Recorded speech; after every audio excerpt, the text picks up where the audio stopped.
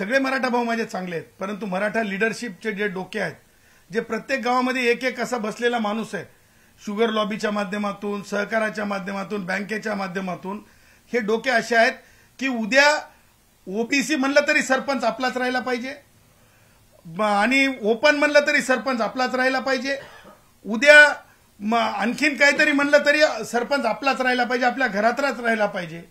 ह्यासाठी तुम्हाला सांगतो, खऱ्या ओबीसींना जे राजकीय आरक्षण दिलंय ते आरक्षण पूर्णतः तुम्हाला सांगतो नेस्तनाबूत. ते आरक्षण ओबीसींसाठी जे खरे कुणबी असतील किंवा म्हणजे इतर जे ओबीसी घटकामध्ये जे जे समूह येतात त्या सगळ्या समूहांवर एक घाला आहे, एक अत्याचार आहे.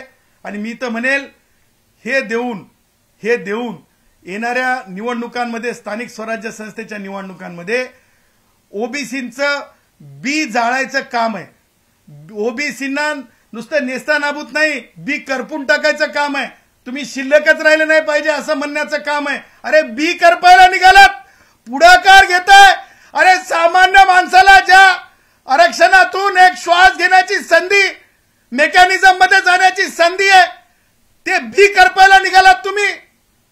तुम्ही संविधानाची तरी लाज राखायला पाहिजे असे निर्णय घेताना, संविधानाची तरी लाज राखायला पाहिजे असे निर्णय घेताना.